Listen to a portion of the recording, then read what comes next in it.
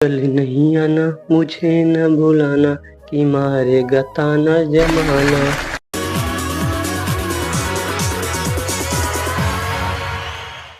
नमस्ते सर।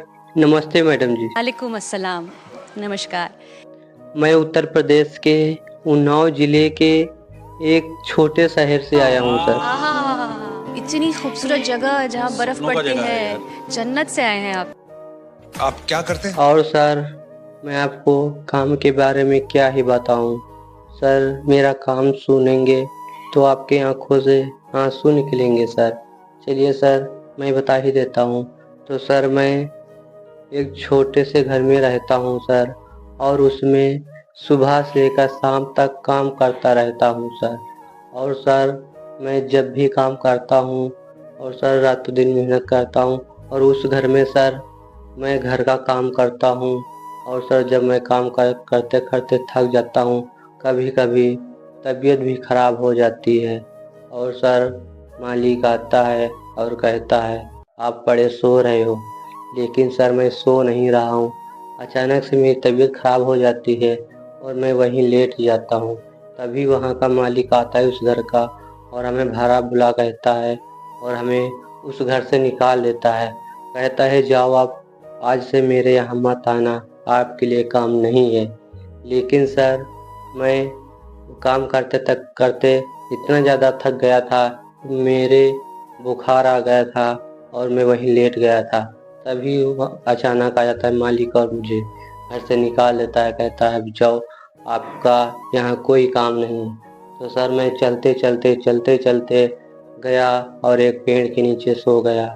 और सर वहाँ आपको क्या ही बताऊँ, जो मेरा सामान था तो वहाँ के पता नहीं कौन सा व्यक्ति आया, मेरा पूरा सामान उठा ले गया जो कुछ भी था।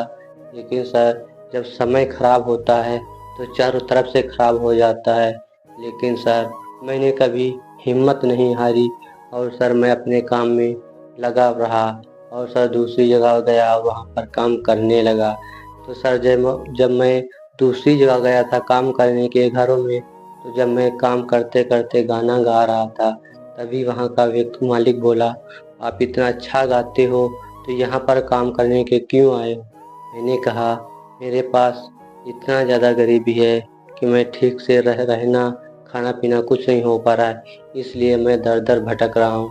तो उसने कहा आपकी आवाज़ तो बहुत अच्छी है, अगर आप कहीं जाकर सीख लो और आप सिंगर बन जाएंगे तो अच्छा खासा पैसे कमाएंगे।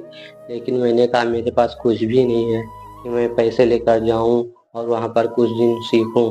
तो उसने कहा चलो ठीक है, आपके पास पैसे नहीं है, मैं एक ऐसी जगह बताऊंगा जहां पर ना तो पैसा लगता है ना कुछ, सिर्फ किराया लगता है, और आपके अंदर अगर टैलेंट है वहां पर आपका टैलेंट देखा जाएगा।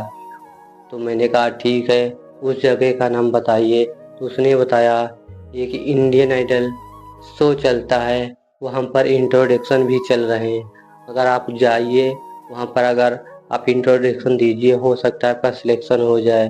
तो सर मैं यहाँ तक आ गया हूँ और आप लोगों के बीच में खड़ा हूँ। सर मुझे बिल्कुल यकीन नहीं हो रहा है कि मैं आप लोगों के सामने खड़ा हूँ। पहले मैं बचपन में सोचता था मैं भी इंडियन आइडल में जाऊँगा और गाना गाऊंगा। सर वो सपना आज मेरा पूरा हुआ है, क्योंकि सर मैं गरीब घर से हूँ। तो सर मैं रातों दिन मेहनत करके यहाँ तक पहुँचाया हूँ। और सर आपको क्या ही बताऊँ, मेरी परिस्थितियाँ बहुत ज़्यादा खराब हो चुकी हैं, इसलिए सर मैंने इस लाइन में चुना और सर मैं आप लोगों के बीच में खड़ा हूँ। तो सर आपको क्या ही बताऊँ, कितनी मुश्किलों का सामना करना पड़ा है सर, और मैं बहुत ही संघर्ष भी किया हूँ यहाँ तक आने के लिए। जो भी काम मुझे मिलता था वो मैं कर लेता था। मेरे अंदर एक जुनून था कि मैं बड़े होकर सिंगर बनूंगा। तो सर मैं उसी उसी पे अड़ा रहा और मैं अपना काम करता रहा, तभी मैं आज यहाँ तक पहुँच पाया हूँ। तो चलिए सर मैं जब आ ही गया हूँ, मैं आप लोगों को 2 लाइनें सुनाता हूँ। अगर मेरे गाने में कोई भी गलती हो सर मुझे क्षमा कर देना, क्योंकि सर मैं गरीब फैमिली से हूँ। अगर आप निकाल देंगे, सिलेक्शन नहीं होगा, तो मेरी स्थिति बहुत ज़्यादा ख़राब हो जाएगी। तो चलिए सर, लेकिन ना मत करना, यहाँ से ऐसे ही ना भेजना, मुझे सिंगर बनाकर ही भेजना, क्योंकि मेरी परिस्थितियाँ बहुत ज़्यादा ख़राब हो चुकी हैं। तो चलिए सर, न देरी करते हुए आपको 2 लाइनें सुनाता हूँ। अगर मेरे गाने में कोई भी गलती हो मुझे क्षमा कर देना। चलिए सर सुनाता हूँ। हमारे बहुत पास सही, जो लेकिन- कारीगरी है वो ये है और ये दिखाओ। चलो गाओ। गाओ, फिर से गाओ ये वाली लाइन। कि कल नहीं आना मुझे न भुलाना, कि मारेगा ताना जमाना। कल नहीं आना मुझे न भुलाना, कि मारेगा ताना जमाना।